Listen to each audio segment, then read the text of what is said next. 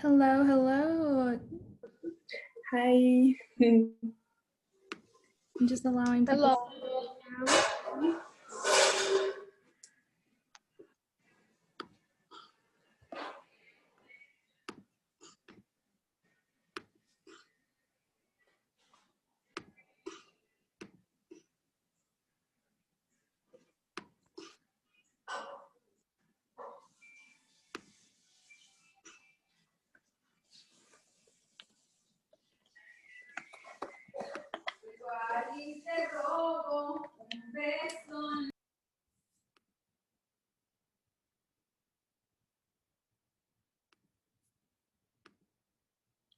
Where's everyone tuning in from? I'm currently in Ohio. I'm in Canada. Canada. Okay, I'm in Tennessee. Uganda's in the house. Kenya's in the house. Yeah, me too. I'm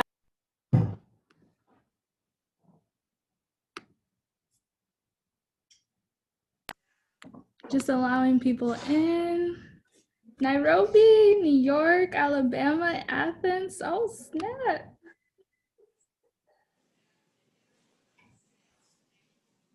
Okay.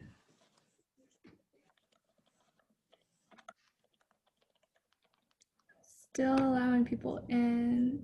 Okay, Dallas, Philly, UK.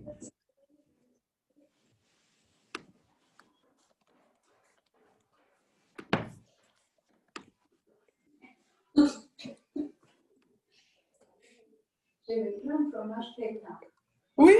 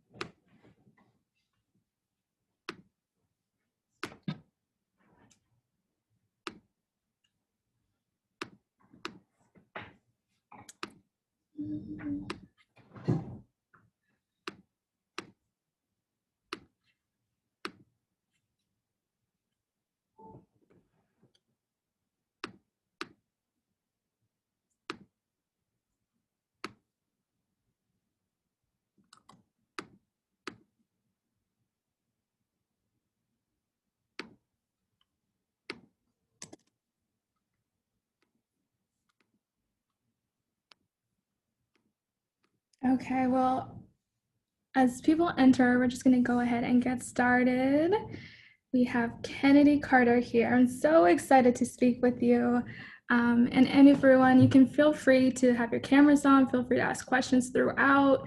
You don't have to stay hidden. I want this to be as conversational, as informal as possible. I know some of you are working, so it's okay.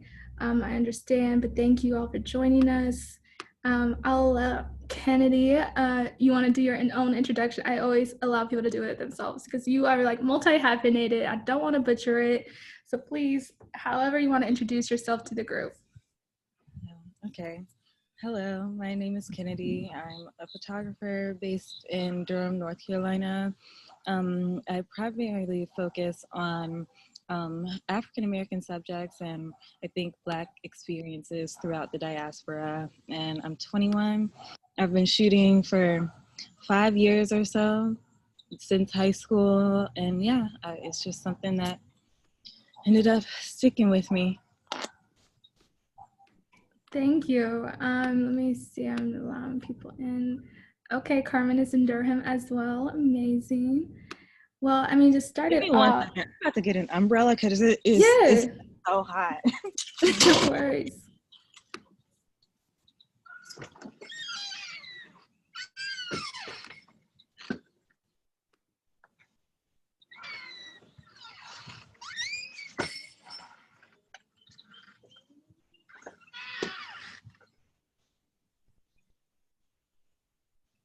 Shout out to Poochie for having her camera on. Is it just gonna be me and Poochie? Please.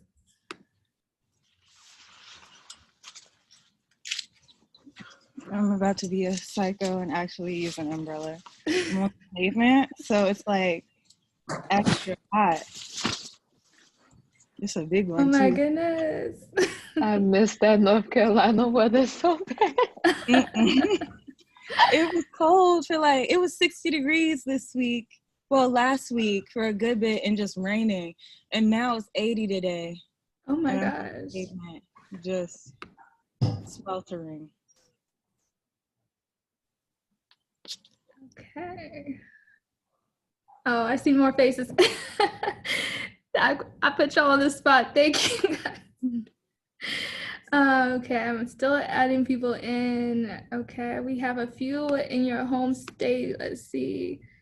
Miss it, Poochie. Ashley, I'm in Bull City. Amazing. Okay. First, thank you again for joining us, and thank you, Lightroom, for your role in this and making this happen. A lot of people are just, like I told you earlier, that I dropped your Twitter thread when you shared that advice about how you get assignments and how you got your start in a sense.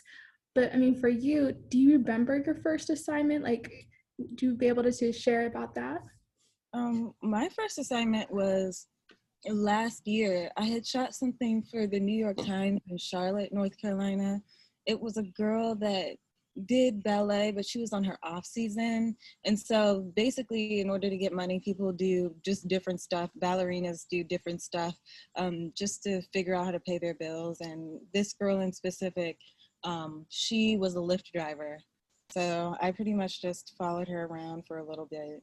And then after a while, I didn't get an assignment, and I was just doing a bunch of personal commissions that, I don't know, like birthdays, things like that. And then, well, actually, I think this wasn't, I'm getting my, I don't know, 2020 was just so weird, and I spent so much of it in the house that I completely forgot about 2018. So 2018 is when I had my first assignment, and that's when I did it. And I didn't have another one for a good bit of time. Yeah, I didn't have another one for a while. And then I got one for the New Yorker in December of 2019. And when, up to that point from, when you say you got your start, like when you started shooting to 2018, like, how do you feel like led you up to that moment for that first assignment with, the New York Times is still a big deal. And I know many in the group aspire to have that, in their pocket one day. So for you, what were you doing in between, when you first started shooting until 2018? I was just posting work, honestly. And I feel like it's kind of weird given the fact that back just in the 90s and the 80s and the 70s, when you want, or even in the early 2000s, if you wanted to be a photographer, what you had to do was be in these cities or be on the ground in some place and pound the pavement, but you can do that remotely or wherever you're from. So pretty much I was just posting. And then in order to kind of routinely get work kind of back to back, one photographer that I was cool with, her name is Dana Scruggs. She kind of was just giving me information on how to reach out to editors and how to talk to them and how to tell them that you exist. And I have a few questions from the community as well. Cindy, are you here? Do you want to ask your question? Yes. Let me start my video. Yeah, thank you, Polly. So my question was, how do you go about, or if you have gone about doing this, how do you go about building a team of support for the shoots that you have? And by that, I mean networking, having a network of assistants, I guess set designers, makeup, all of those things. So how do you go about building that team for editorial commercial shoots? It really wasn't until insanely recent that I was needing those things. A lot of the work I was getting was just small kind of North Carolina, not small, but just North Carolina assignments I was just taking to get on people's radar. And it wasn't until probably like 2 or 3 months ago that I actually started needing producers and assistants and things like that. Um, I know that I got my first assistant from just my local camera store and asking them if they knew anybody, and he kind of just volunteered and was like, I'll do it. So we were just he would drive me to different places, and yeah, that would be that. And then it'd be pretty simple shoots, and the more complex they got, that's when I started realizing I have to connect with people. I was kind of, and I don't know, I have this one shoot that's about to come out soon that I just wanted to make sure I had Black women photo assistants, and I don't know, try to just make sure I had that support given what the shoot was. And when it came to producers, I think, and I just recently found one that I really like, but I found them through the company that hired or was doing the commission. So honestly, I'm kind of just, I don't know, that's the thing about networking. And it's hard to do it when you're, I don't know, just during COVID, but it comes with just who you meet and where the wind takes you, I think. Thank you. Mm-hmm. Thank you. The next question is from Crystal. Crystal, are you here? Do you want to ask your question?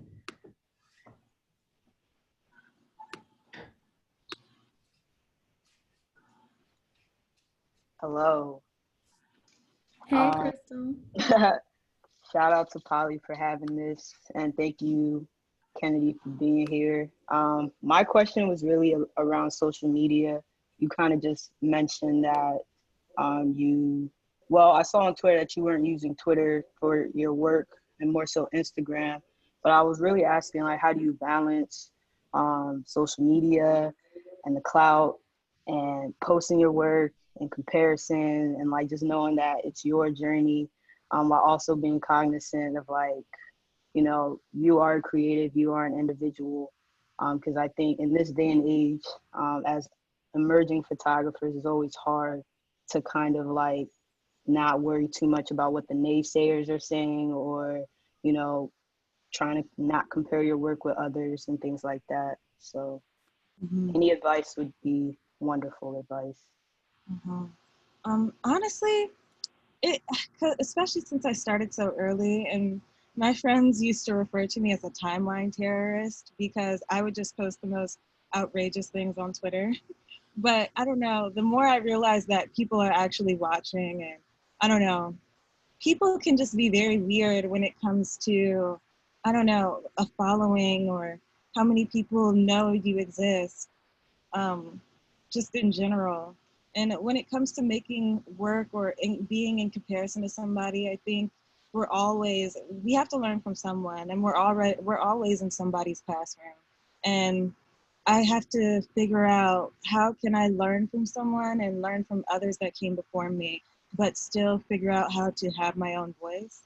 I think also just when it comes to comparisons, I try not to do that to myself because I like knowing that I'm my own person. And I don't know, when someone tries to compare me to someone else, I'm like, I don't want to hear that.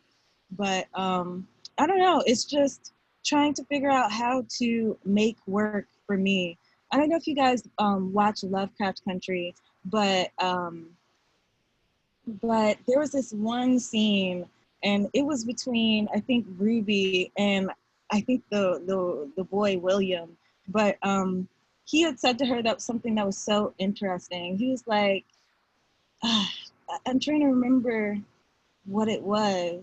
I think it was something along the lines of, who are you undisturbed, or who are you when you're by yourself, or who are you if you didn't have outside influences, or if people, that's what it was, who are you uninterrupted.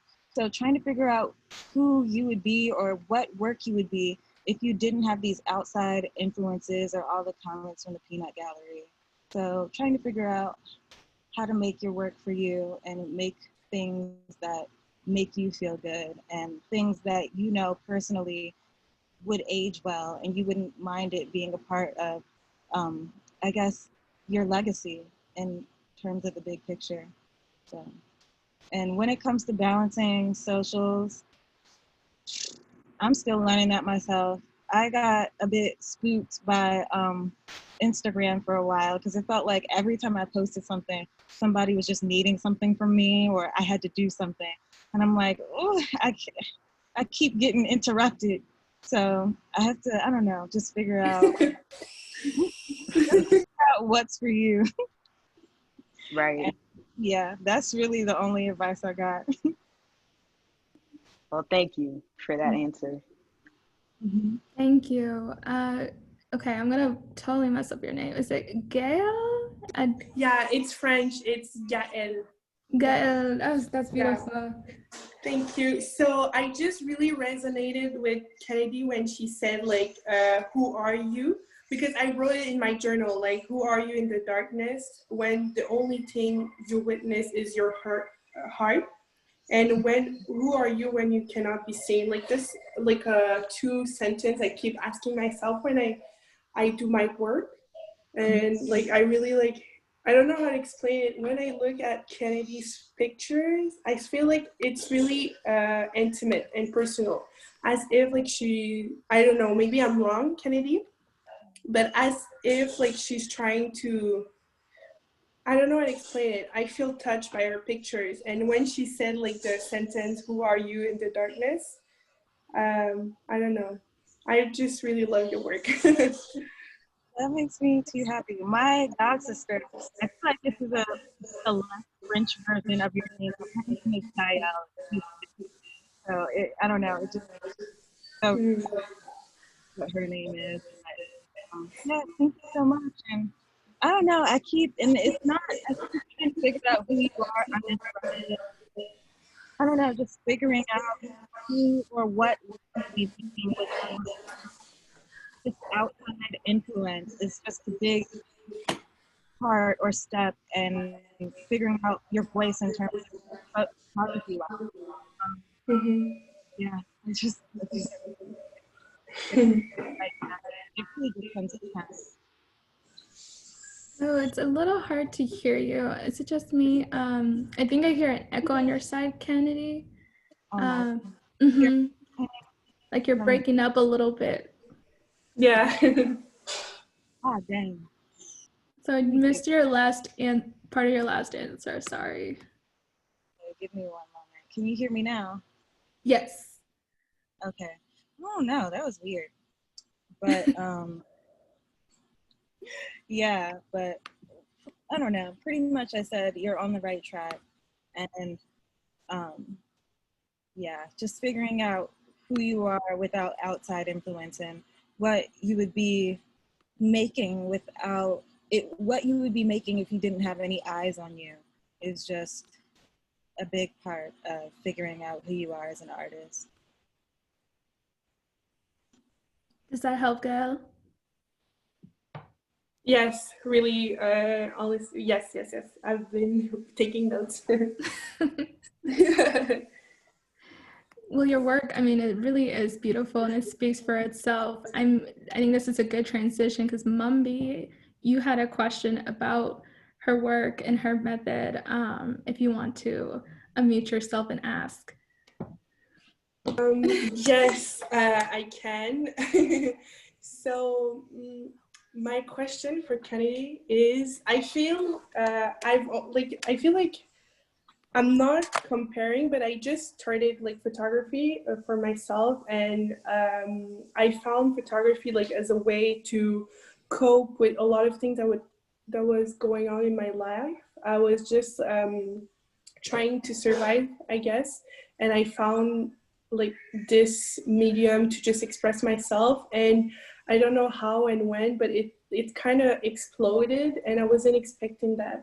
So now, like, just to come back to what you were saying, just what will you be taking photographs of if no one was watching? Well, I'm still doing that, but I feel like right now people are expecting something of me.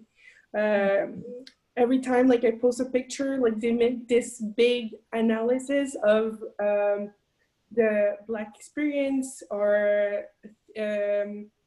things that's going on right now in the US, and I'm in the Canada, so they want my input, and I have to go to talk, and I just feel like I'm not ready yet, or I don't have like I don't have the information right now to speak to all of those experiences. I feel like, I don't know, explaining, I feel stuck in my work. I knew why I started photography, just to help me cope with a lot of things, and also my own experience, and I'm trying to figure out my own experience and the experience of like people around me. But now I feel stuck because I feel like there's like this expectation of me to put work that I'm not ready to put out there. So your advice would be really welcoming. We in the same boat, sister.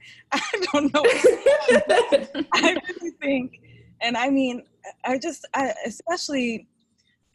I'm talking kind of vaguely about it, but I just have something that's going to be coming out soon. And I decided to take the month off, mainly because it's been looming over my head. And I feel like I had these expectations on me of the work that I need to be making when I really only want to make the things that I want to make.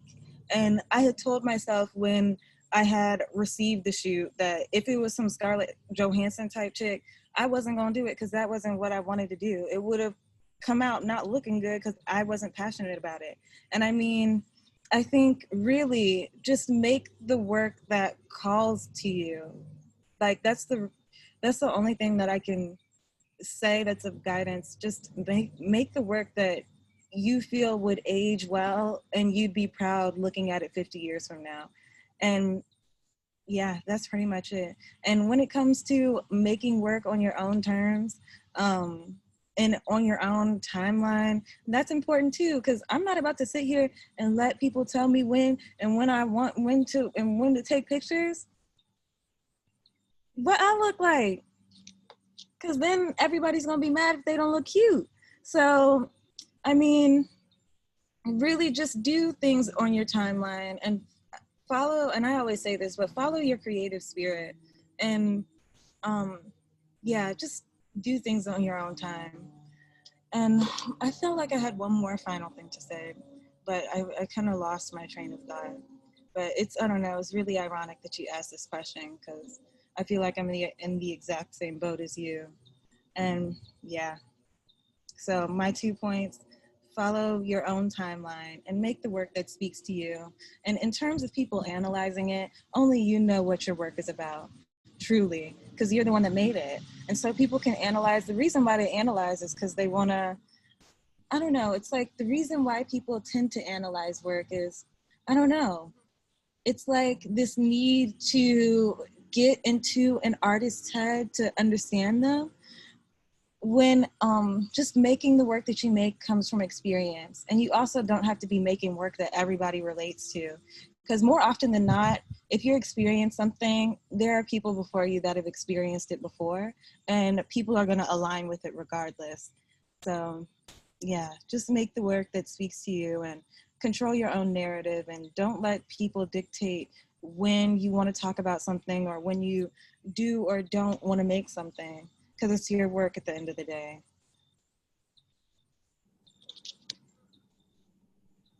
Thank you so much. Thanks. Really appreciate that. It's just a lot because I wasn't expecting like this Instagram thing. Like my Instagram just pop off, like too many people following me, and I don't understand why. My DM, or there's too much DM. People are like, they're asking me deep question because my pictures make them feel something, which is, it's nice, and I'm really grateful for that. It's just like I don't think I'm the right person to answer like your depression, your things that are happening in your life. Like, I'm really sorry. It's just I don't know how to go about that. So me too. I just stopped posting. I haven't been there. It will make you not want to do anything. That's why I said my Twitter is off limits. I use it to laugh and kiki. That's it. I don't want to be. I can't. And I don't know. I feel like. I always feel like there's this space to pay it forward in regards to opening doors and spreading information. But I'm trying to figure out how to balance having my own personal life, having, I don't know, like just being able to function on social media and not feel overwhelmed and have it as a space of like kind of solace and not just everything being work, everything being photography. Because when that started happening, I stopped making just personal work. Even now, I feel like I'm going through this creative drought, and I haven't even posted in ages because, especially after, I don't know, it's just like, and you said it yourself, just the bigger you get, the more people just, I don't know, and I hate saying need something because I give, but I need to figure out how to find space for me. Otherwise, I won't be able to make any personal work, and then I'll be, stuck. So yeah, that's, you in the same boat. You're not by yourself, and it comes with, I think, and that's the other thing I'm trying to figure out as well, trying to figure out how to set boundaries, because there's no problem with saying no. There's no problem with just, there's not a problem with not responding or responding on your own time or within your own terms and posting what you want when you want and not wanting to let people analyze every single thing. And I said what it is about my work. You can take it or leave it, and then I'll allow these spaces for questions when need be, but I also just need my space because I don't know, I just uh, and I feel like I'm going on a tangent, but just trying to make sure that as I make my work, I myself am not being consumed along with my art. So, mhm. I love that. I mean, you're not going on a tangent. I think everybody was like nodding their head. I saw Poochie nodding their head. It's very real. And it's not talked about enough, honestly, the boundaries and not being, just because you are an artist, but you don't have to be this end all be all for everyone. You don't, and you should be able to have your space and your time and having a separation from your work and your personal work and your personal life. And I'm sorry, I'm still adding people in. Mumby, I know you wanted to ask something, and I see that you have a question as well. You'll be next. Okay. I thought you were going to ask for me. But I just wanted to say that I love your work so much, Kennedi. And what struck me is how you have like a fluidity about, like you don't have a fixed, I don't know how to say. I feel like with the work that I do, people see it and they're like, that's Mumbi's work. There's something that is very specific about the way I take images. But with you, it just seems that you don't have a static way of viewing people, but still there's this intimacy and there's this openness. And I just wanted to ask, is it because you're a documentary photographer? What is it that allows you to be so open in your space, in your photography space, that shows so clearly in your work? I think Yeah. part of it is I kind of don't label myself as anything. I just really enjoy making pictures. And so I love documentary work. I also am kind of attracted to fashion to an extent. I think also I just love pinup photography. And there's just so many things that I'm attracted to. I try to just give myself space to experiment so I can find all the things I like. And I mean, maybe I'll never settle on just one specific thing, but I feel like I'll have all these images that I'm able to look back on and be proud of because I gave myself room to, I don't know, just explore and experience life and experience people. And yeah, I think that's part of what it is.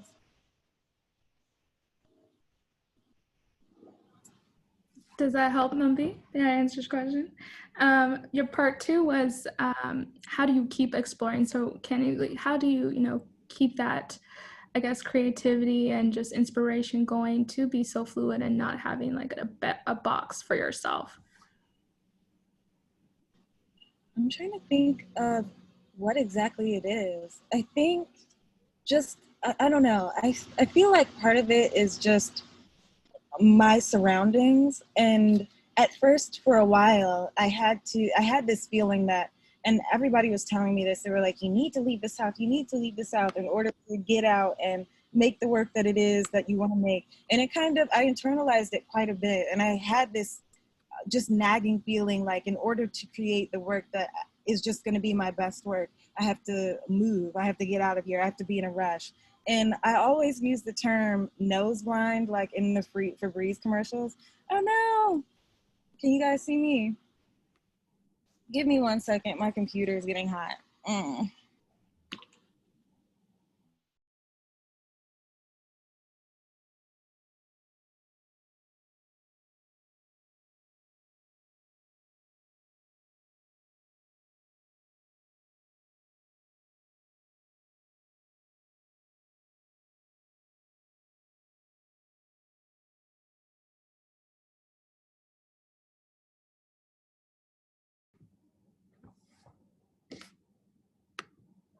How's everyone doing?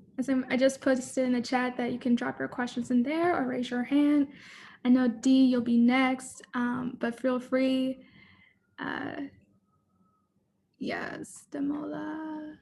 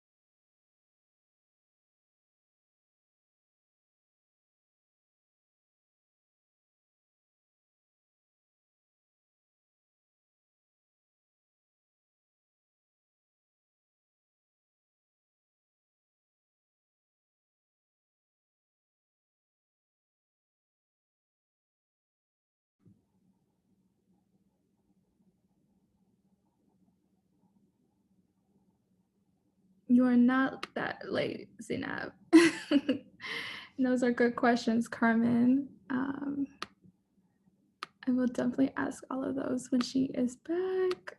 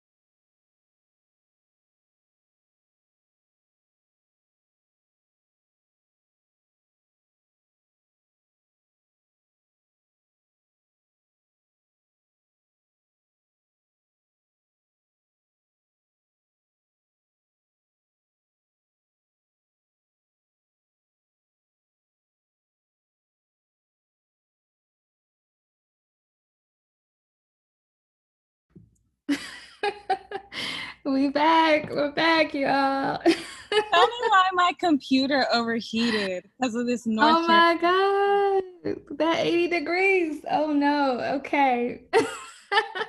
Okay, so where did we leave off at? No, you're good. So while you were gone, we have a couple of questions actually that were coming in the chat. I know Dee has been patiently waiting from Uganda, Kampala. I hope I said that right. Uganda. Dee, did you want to unmute and ask, or did you want me to ask? I can ask. Thank you so much.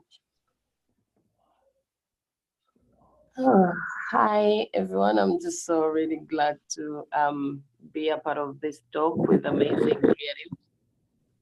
It's almost bedtime here, so that's why I'm like leaning. But so I'm just really happy to be so like first of all, it wasn't like supposedly a question. So Kennedi, I'm just happy to kind of meet you and just have a be a part of this conversation. I recently I guess I was following you already on Instagram, but at the same time I saw that we both were part of the Pride Photo Awards this year. And I got the special mention. And when I looked at your photo, I'm like, okay, girl, you take that, like that photo. So I kind of like, I was like, yeah, it was amazing. I feel like, the representative of that was really great. So thank you for that and congratulations on your win. And the other thing that I wanted to ask, like, I'm one person who loves to document stories that are very intimate, especially about my sexuality in my country, where literally being gay is legal. So I have like, I'm in some kind of dilemma in a way that like I have to choose between, I'm applying to a course and I have to choose between two courses, which is the advanced photography program and then the photojournalism and documentary. So part of me like really want to lean into the photojournalist documentary because that's where the money are, and I gotta survive, But at the same time, I feel like I'm more like on an intimate level of just kind of creating what I feel, as you were saying, and like being proud of like my work and just kind of like doing it on my pace. So I'm just kind of confused. Could you advise me? And this also goes to Polly. Like I need advice. I need to make a decision. And it's kind of difficult in a way, but like I need something that takes me forward. I know that I want to tell, as I said, I want to tell intimate stories that kind of like, reflect on identity and sexuality and stuff. But at the same time, I don't want to lose that part of like documenting. I feel like when you focus on the conceptual, it just feels like, like necessarily documenting as per, the standards. And I guess also a part of me wants to, I feel like if I do the advanced program, then it takes away from like getting the title of journalist because I feel like most of it right now, like kind of like, entangles between that. So yeah, I ramble a lot and I lose the meaning or like the statement. So I hope that I didn't go overboard. Thank you. I think in terms of what course you should choose, and I don't know if I'm the best person to answer this due to the fact that I have not completed school yet. And I ended up taking a break just to pursue the photo work that it is I want to pursue. But I think personally, I feel like you don't have to choose between the two. I think both can fall into place and you can make the creative work that you want, that it is that you feel called to do, as well as if photojournalism is something that you're interested in as well, that is something you can choose to do as well. I don't think you have to choose between the two, and you can figure out, I think if anything, it can make you a stronger photographer, figuring out how to make the two come together.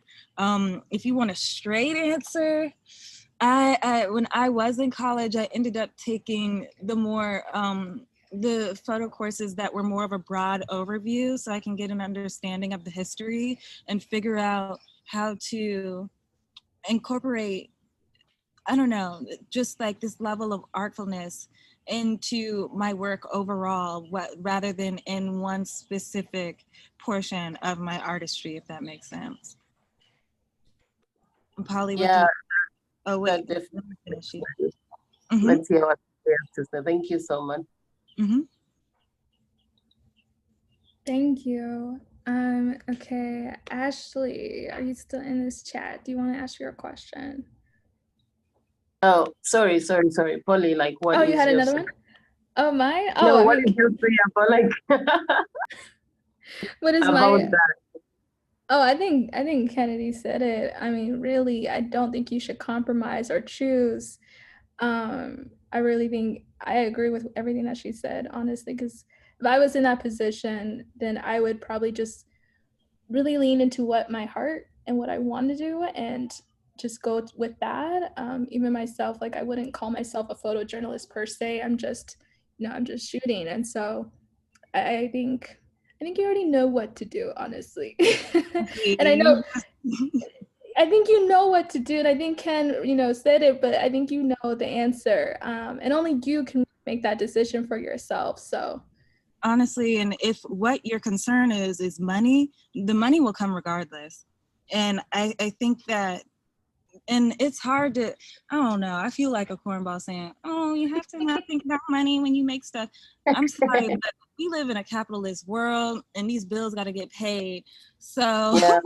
regardless, just the money, things will, when you're put on this earth to make something, things will fall into place for you to make it. Yeah. So do like what Polly said, what your heart says, and look, regardless, things will fall into place. As well as congratulations for your special mention. Thank you so much. No problem.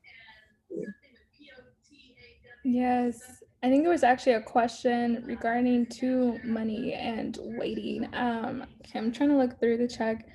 But I think it was along the lines of, when you are having those periods of like waiting for the next assignment or just drought or whatever it may be, are you like working to support yourself, or how do you, work, be able to do your photography? Like, are you working other jobs and to support yourself, or are you able to just to like, expect, okay, maybe this be a dry season so I can manage my money this way while I'm waiting for the next, or how do you do it?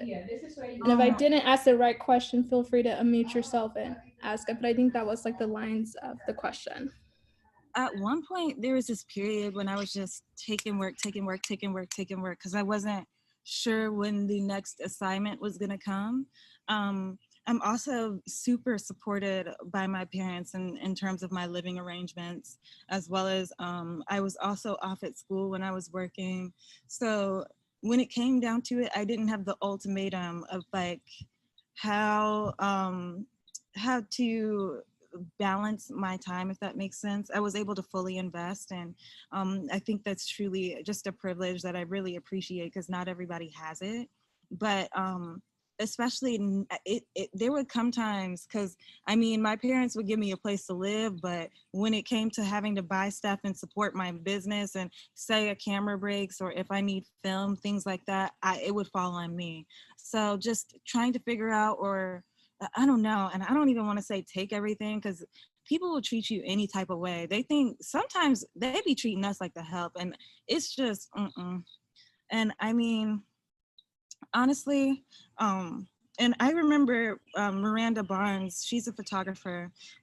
She was based in New York City, but she ended up moving, I think, to Texas. But she said something that really stuck with me. She was working in school as well as working at a jewelry store, and she said, "I just don't have the time or the energy to be making the work that I have to make, as well as worrying about money. So if I have to work, or if I have to do something to support myself and make the work I want to make, then I'm just going to have to do that." And I think if it came down to it, and oh yeah, I was hostessing for a bit or two. I honestly kind of blocked that out of my memory because it was so traumatizing. But yeah, honestly, sometimes you just got to be willing to suck it up. And it sucks because honestly, and I mean, I'm blessed I'm in the position that I am now, but I remember just wanting to make stuff, and just having all these opportunities and people congratulating me on these things that I'm shooting, but I gotta go to hostess and this lady's yelling at me because her order is wrong. It's just, I don't know, it's a humbling experience, and it makes you appreciate what you have. But don't be afraid to just work for the things you need. And I don't know, just don't be ashamed of it if that's what it is that you have to do. And in terms of like, I think that's also the reason why I was ending up getting jobs around that time.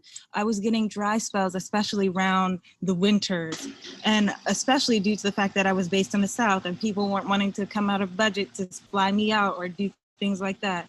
So it was really a matter of, okay, I have to just keep making my personal work and showing that, I mean, you're not going to find anything else like this. So if you want me, then you're going to have to go above and beyond to have me. And just working to the point that I just have that leverage and I don't know, confidence even in myself to say this is what it is. And yeah.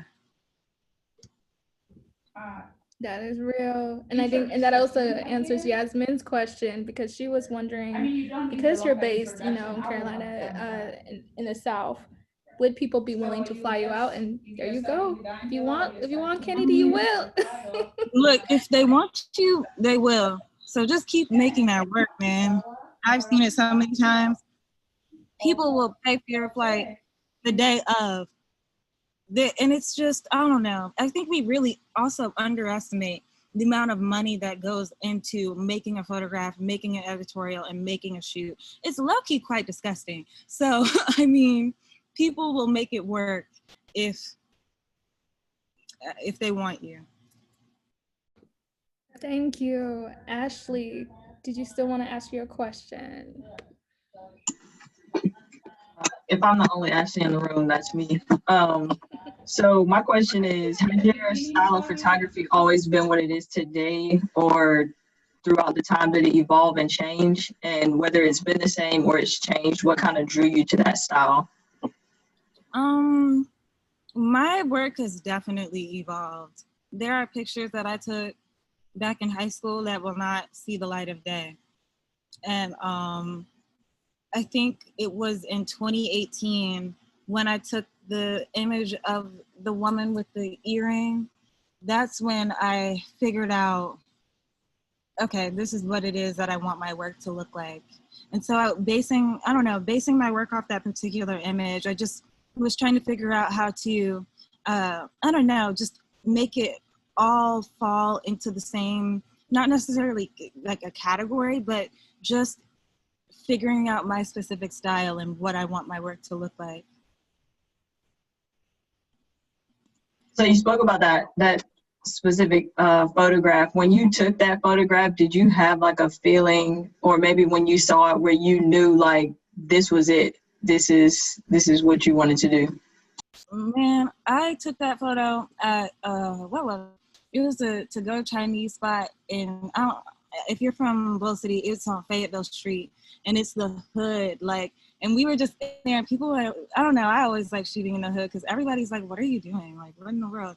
Like, but I shot it, and then I had shot it on some film, and I just had bought the clothes at a thrift store, and I was just bored and wanting to make something. And then I had just gotten the Mamiya 645, and I had shot it digital as well as on the roll of film, but I was too broke to get it processed, because the only place that like processed film or processes film is out in Chapel Hill. That's the closest place to me, and that's about like 30 minutes away.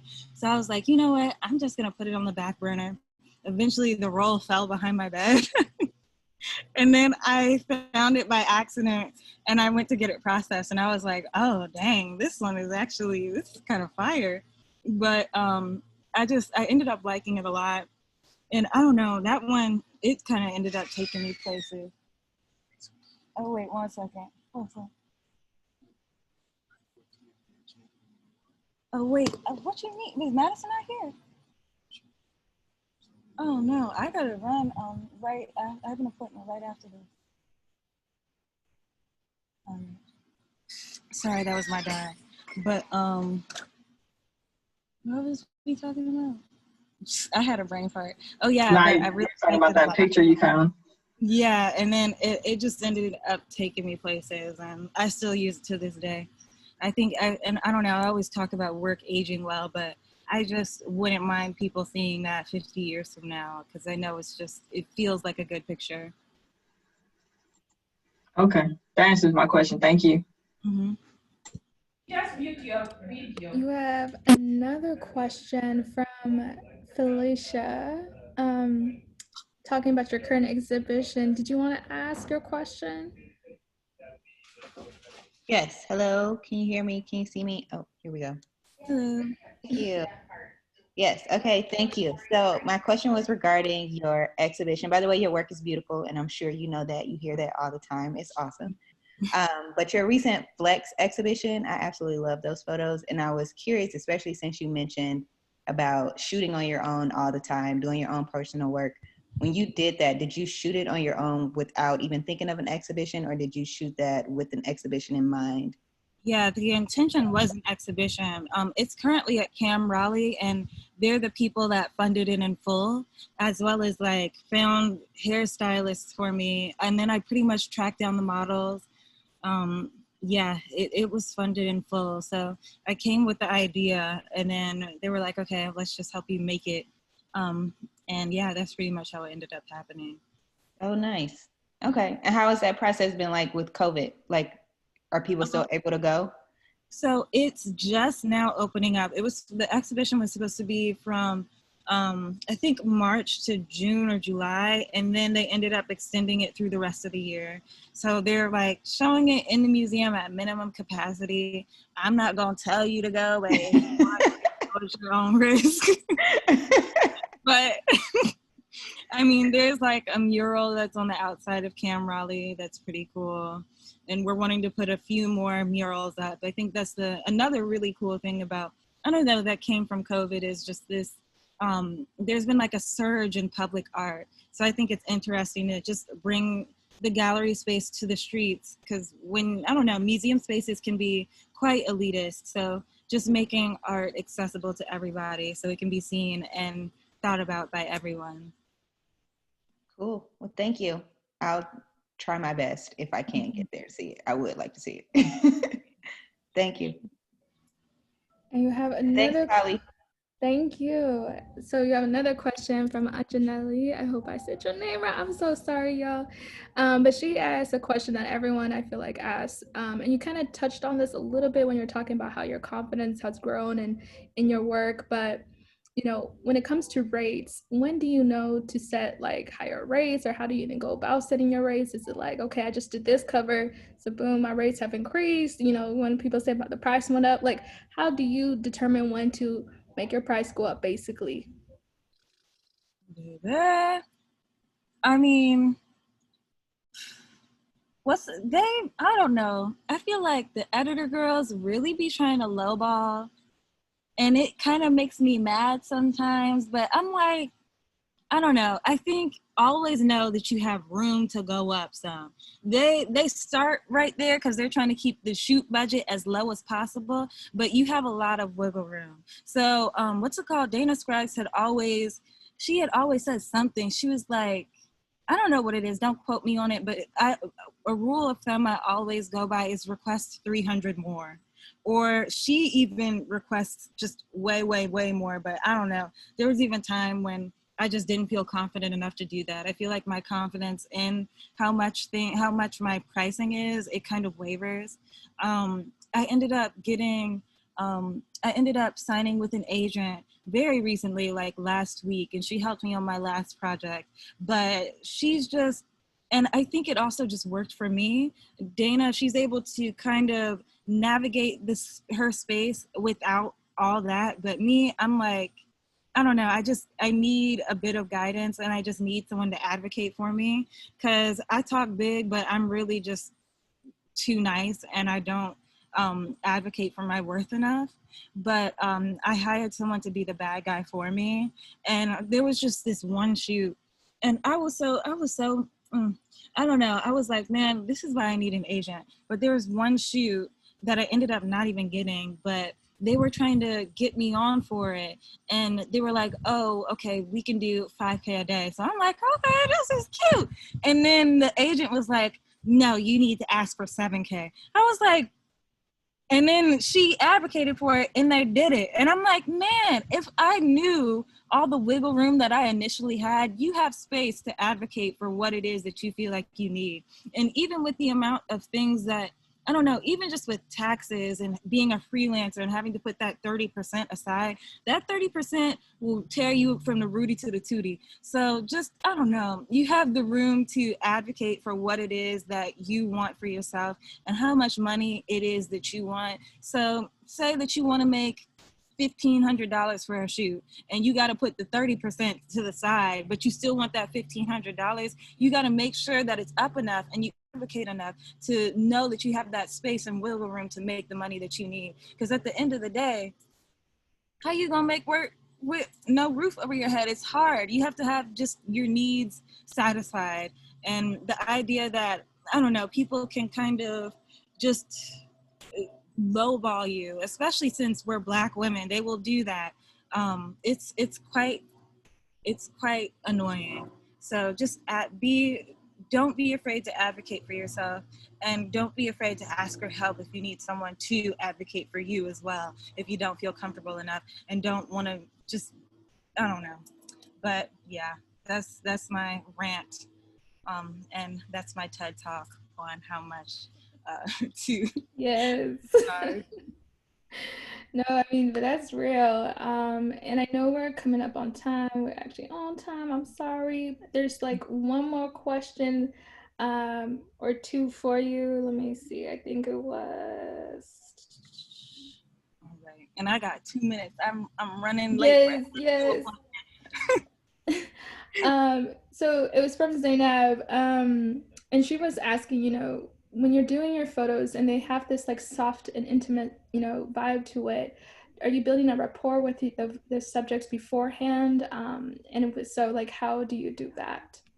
In the Soon As I Get Home series, they did not know each other. That was their first time meeting each other. And I mean, honestly, things just kind of fell into place. I also talked to the models beforehand about what it is that they were comfortable with as well. So just opening or making sure to have that space between your models in regards to communication. Even if you're doing something new, just making sure that they have space to say, hey, I'm not comfortable with this, or I'd rather do this, or things like that. And then just making sure to not even take it personally as an artist, because at the end of the day, these people are giving you a gift. They're letting you capture their being. So just be sure to value that, and be sure to make sure that you have that just space and room for communication on your end as well as their end. Thank you. And you kind of teased that you have something coming up, but what else can we look forward to? I mean, honestly, what can you share? What should we be looking out for? I don't know, but that one thing, you not gonna miss it. So. Amazing. All right. Well, thank you again for taking the time. It's been a great hour with you and everyone else. I'll share your information, so if people want to connect afterwards, they can. But thank you again, and thank you, Lightroom, for your role in this as well. Alrighty, y'all. Thank you, guys. Hope you stay cool. Thank you so much. Thank you. Bye, everyone.